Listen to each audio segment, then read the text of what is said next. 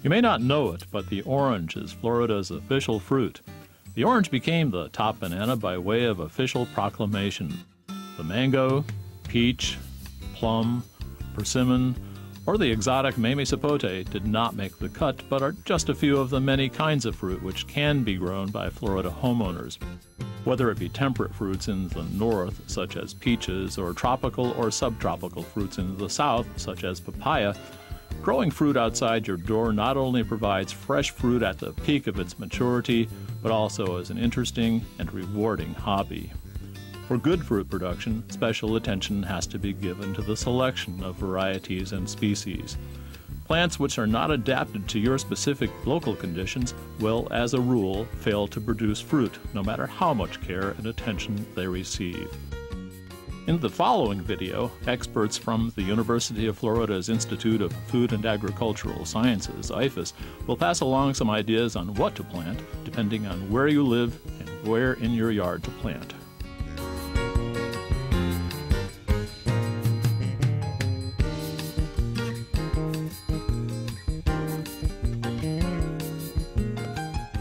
Let's start with one of summer's best tasting treats, blueberries. Berries from the native North American plant can be eaten fresh or used in pies, muffins, and pancakes. Blueberries also make a great topping for your favorite breakfast cereal. Blueberries make a good dooryard fruit because they require little space in which to grow, and that's not all. Blueberries are a good choice for the Florida garden because there are very few pests and diseases that affect them. Two types of blueberries grow well in Florida. Rabbit-eye blueberries grow well in northern Florida and the Panhandle area. Southern highbush blueberries grow well in central peninsular Florida and south. Varieties of rabbit-eye that do well in Florida include Climax, Brightwell, and Powder Blue. Southern highbush varieties that grow well in Florida include Jewel, Emerald, Windsor, and Star. Whichever type of variety you decide to grow, you will need at least two of those planted in close proximity to each other for good cross-pollination, and even having three or more would be better. The bumblebee is the main pollinator of the blueberry. Anything you can do in your home garden to encourage a high population of bumblebees will increase your fruit set. Southern highbush blueberries ripen fruit in April and May in Florida, and rabbit-eye blueberries ripen fruit from the end of May through July. So depending on when you want ripe fruit in your garden, you can grow one or the other type, provided you're in an area of the state that's suitable for that type. Site selection is very important for the blueberry.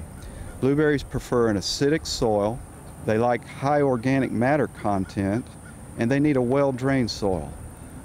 Many Florida soils have low organic matter content, and this can be adjusted prior to planting by incorporating peat moss or pine bark or some other organic matter into the soil before you plant the plants.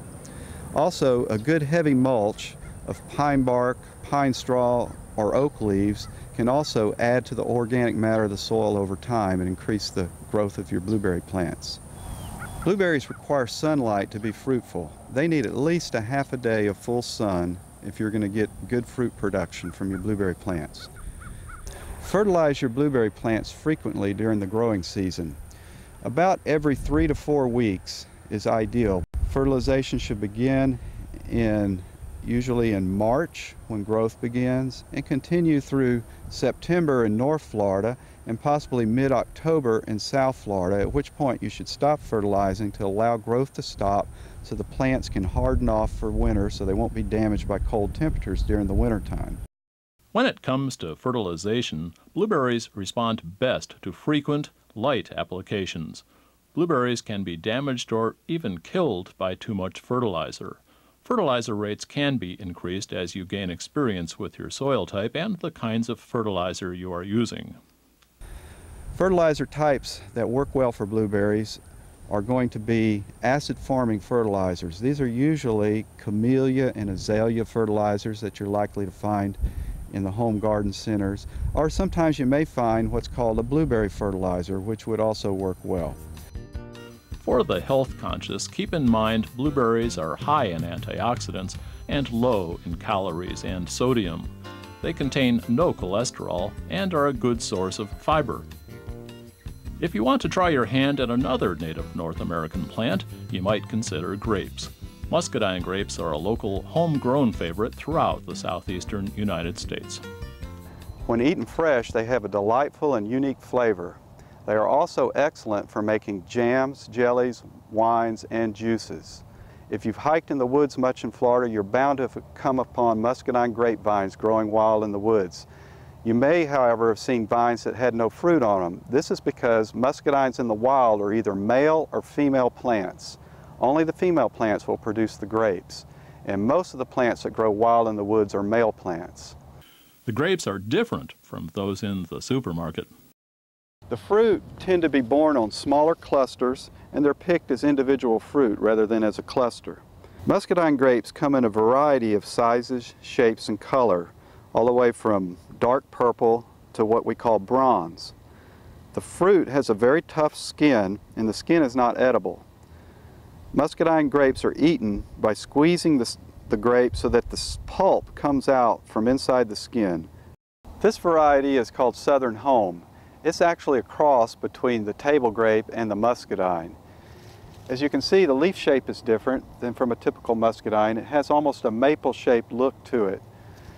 The fruit tend to be more in clusters than with typical muscadines. The fruit are not large, but they're very high quality, and it's a high-yielding plant in Florida. This variety is Darlene. It is a bronze variety of muscadine, which makes very large fruit. It's a pistillate variety, or a variety that makes only female flowers. So if you grow Darlene, you'll need another variety nearby that makes male flowers for good cross-pollination. The fruit are exceptionally large and sweet and have excellent flavor. Muscadines need plenty of room to grow and develop.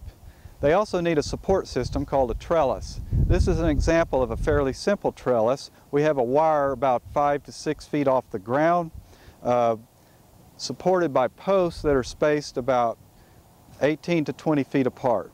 When we set a young plant in the ground, we tie a string to the wire and let it come down to meet the plant. This way we can encourage the young vine to grow straight up the string. That way it will have a relatively straight trunk when it's an older vine.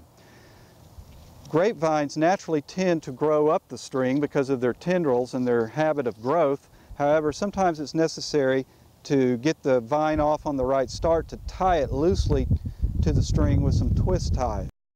But we have to be careful not to tie it very tightly, just very loosely, so we don't girdle the plant itself.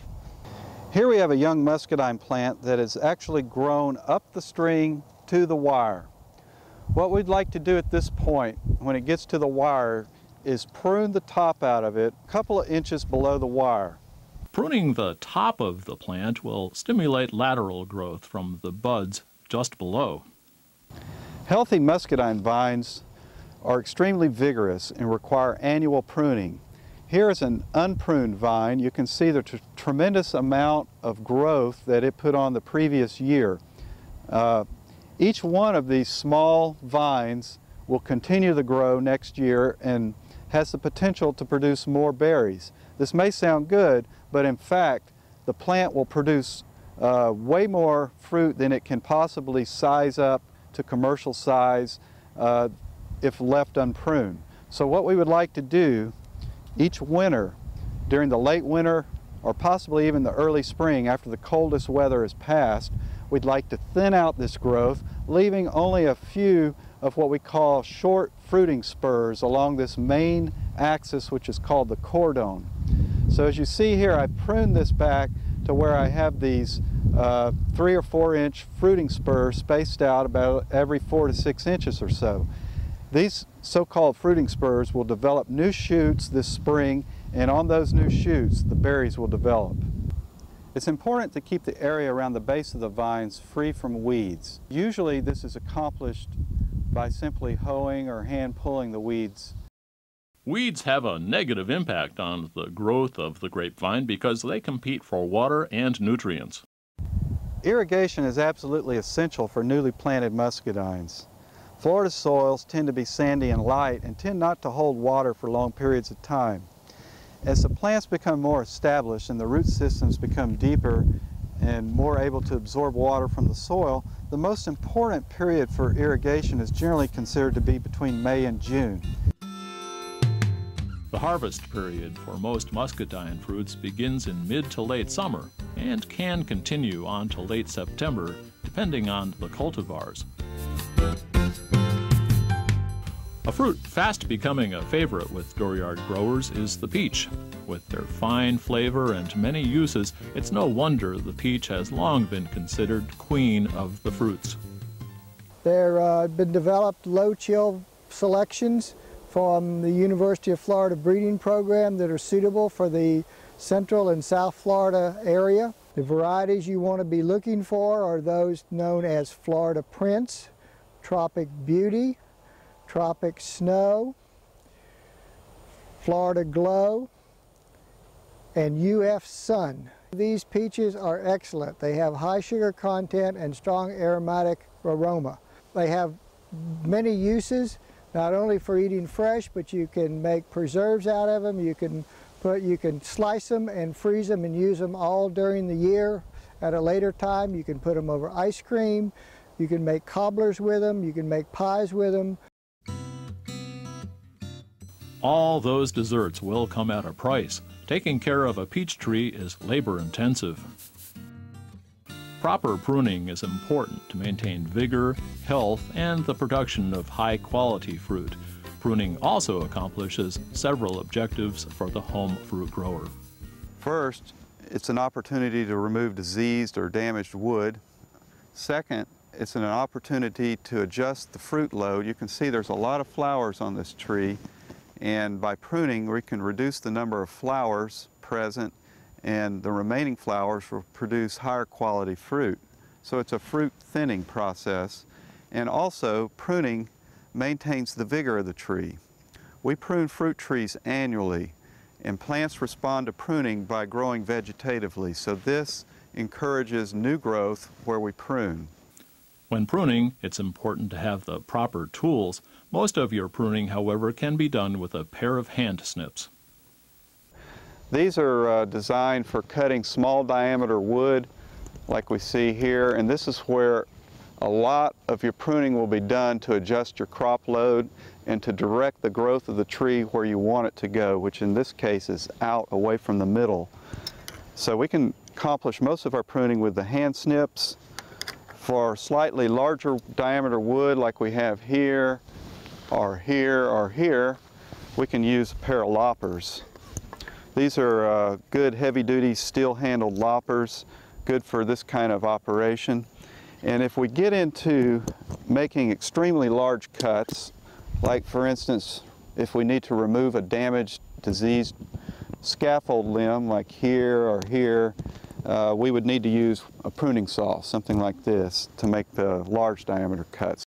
Peaches, along with nectarines and plums, are pruned to what's called the open center pruning system. It's because it allows good light penetration into the middle of the tree canopy and good sun exposure up the canopy wall. Basically what we'll have during the growing season is a canopy about 1 foot to 1.5 foot thick all the way around the tree in the shape of a bowl. We get good high quality fruit production on the interior parts of the tree as well as on the exterior parts of the tree.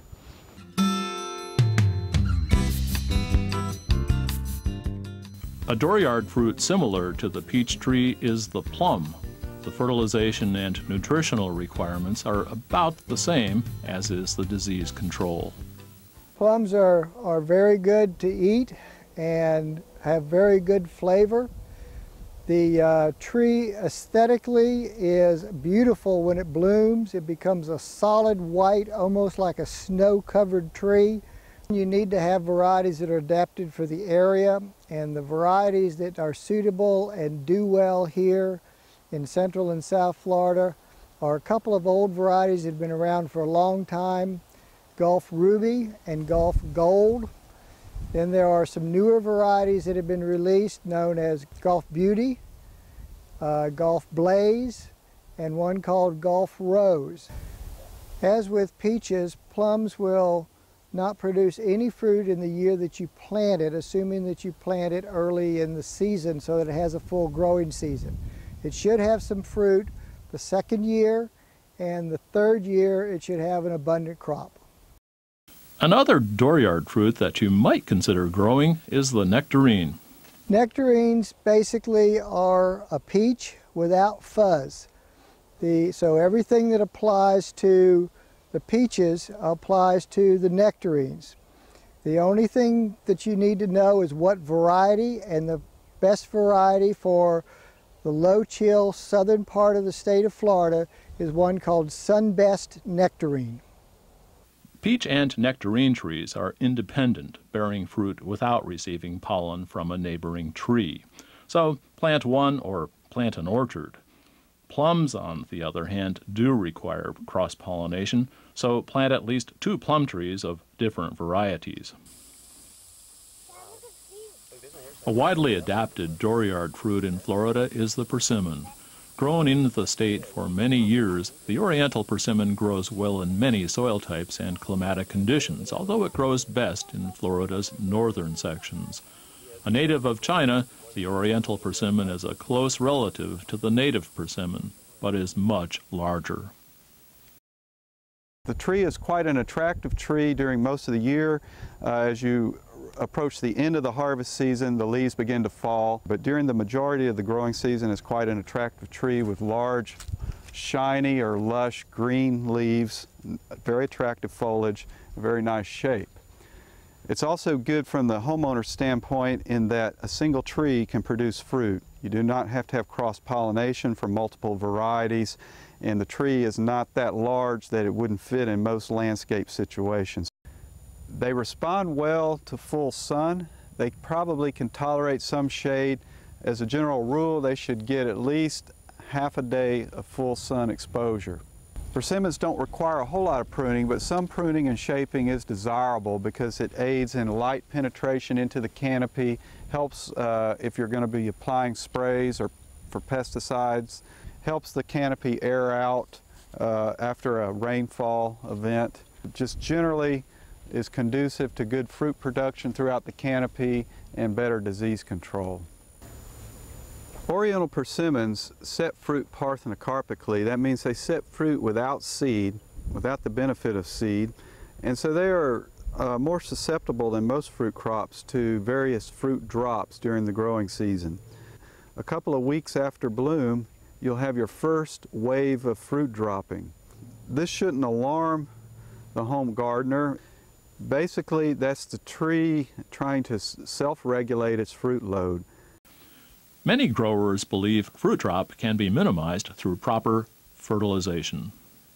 In concert with this, it's a good idea to provide a constant source of irrigation for the tree. Here you can see a drip emitter for this tree in this commercial orchard.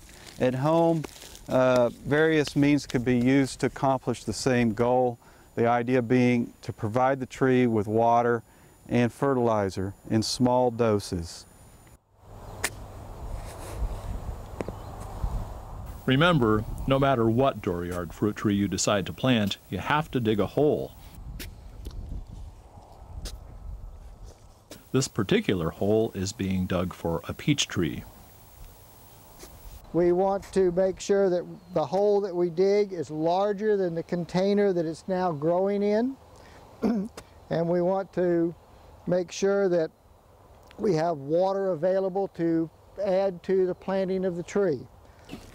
You need to first remove the pot and expose the roots that are growing in there, and you need to remove some of the soil that's kind of got it pot bound so that the roots will then develop out into the surrounding soil. That's very important to get these roots exposed and loose, particularly on the bottom and around the side.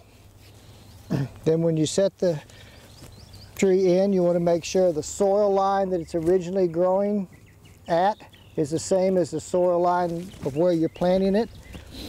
And I'll throw in just a little bit of soil around here to hold it in place and make sure that it's straight. After adding more water and soil, it's important to work out any air pockets. If the pockets aren't worked out, they will inhibit root development. If you plant the tree dry, you obviously will get air pockets, and you may or may not get those air pockets out when you subsequently water. So the best growth of this tree will take off the fastest if you kind of have it mudded in. After the peach tree is planted, you will need to do some pruning so it will develop into a bowl shape. The bowl shape is important because we need to get sunlight down in the center of the tree. If you get a tree that's just one straight central leader growing up, you'll need to cut that off and force it to branch down below until you can form a bowl. So what I'm going to do is I'm going to prune this thing back. All this pruning may look pretty drastic, but it's important for sunlight to penetrate down into the center of the tree. Keep in mind, we planted a peach tree. Not all fruit trees are created equal, so pruning will vary from tree to tree. If you are not sure what pruning method you should use, contact your local IFAS Extension office for advice. If you want to plant another tree in the same yard, you need to give the newly planted tree room to spread. And it will spread, 6 to 8 feet in each direction. So, make sure you step off at least 15 feet. And keep a like distance from the house or existing buildings. In South Florida, the climate offers the opportunity to successfully produce a surprising variety of tropical and subtropical backyard fruits. Many have odd shapes and strange names like Jaboticaba. But for every odd shape or strange-sounding name, there are just as many that are old favorites in tropical South Florida. Very popular fruit-bearing plants in this area include avocado, mango, mamey sapote. All three of those can get to be very large trees if people do not prune them regularly. And what do I mean by that? Maybe once a year or once every other year, or at most once every 3 years. So they can get to be very large, so you don't want to plant them close to other trees or to structures. You don't want them hanging over the house or your garage. The number of fruit trees available to the South Florida homeowner is as diverse as the population. Carambola, lychee, longan, sugar apple, passion fruit, and then some others that aren't grown as widely include sapodilla, canistel. So there's quite a few. There's a large diversity. The avocado is perhaps one of the best known subtropical fruits. They are easy to grow and can produce large quantities of fruit that have something extra. It's one of the few fruits that actually has some protein content to it. It's also very low in fat, at least the varieties that are grown in Florida. You can have fruit with having a few varieties. You can have fruit for many months of the year. And it's has beautiful leaves, and as I mentioned before, very nutritious. Although native to Southeast Asia and India, the mango is hardly a newcomer to Florida. Mango trees have been planted and enjoyed for over 100 years in the state. The trees are medium to large with a wide variety of cultivars. If you're looking for something more unique in your home and landscape than the common mango, you might consider a native of Mexico and the Central American lowlands. Mamey sapote is unique in that it has a brown, scruffy surfaced fruit. But inside that brown peel is a salmon orange or magenta orange colored flesh. Very soft, very sweet, excellent flavor. Used typically to make milkshakes, but also with ice creams, and has a wonderful flavor. The best known of the tropical fruits are bananas. A true tropical favorite, bananas come in many different cultivars, but be warned, bananas are not cold hardy. The banana and another subtropical favorite, the papaya, have one thing in common. They are large herbaceous plants. In other words, they're large herbs, you could call them. Grow very rapidly. Both should be grown in full sun. They both should be fertilized with small amounts of fertilizer regularly, and they should be watered regularly, and they will produce constantly. They can produce fruit year-round. Another home garden favorite in South Florida is the sugar apple. The reason for its popularity is its high-quality fruit and good adaptation to the area. The next fruit you might consider as your dooryard choice comes with a hefty weight of up to 4 pounds. Packed into those 4 pounds is a good source of calcium, phosphorus, vitamin C, and iron. We're talking about the Atamoya. Atamoya and sugar apple can be moderately sized to small trees. And so they are ideal for smaller landscapes. They are easily pruned and kept smaller, so you could probably plant them 15 to 20 feet away from other trees and structures, and they would do fine. Sugar apple and Atamoya are both what we call dessert fruits, in the sense that they're very sweet. They're an excellent fruit to eat out of hand, or sometimes they're mixed in desserts with ice cream or puddings or things like that. Once you're at the garden center and about to buy the tree that's just right for you, it's important you look for good leaf color. But even more importantly, you want to be sure that the tree is not what we call pot bound. And what do I mean by pot bound? Pot bound means that the tree has been growing in the container, and it may have been growing in the container too long. And what happens is the root system will then become crammed and restricted in that container. And what happens is if you buy a tree and plant a tree that has a restricted root system, it's been in the pot too long, it may not grow very well once planted in the ground. Once you plant the tree, you need to water it in very, very well, and you need to water it probably at least for the first week or so every day. And then we also recommend that most of your planting be done really during the rainy season. So you're looking at May, June, July, and August are probably the best months to plant, because you get natural rainfall and the temperatures are warm and the plant will begin to grow very rapidly and establish. I would not recommend fertilizing it upon planting, but wait until you begin to see the trees grow a little bit, and then go ahead and use very small amounts. I'm talking about a handful sprinkled around the diameter of the root system. Just use a light dose and do that maybe every other month the first year, and that will get the tree established rapidly.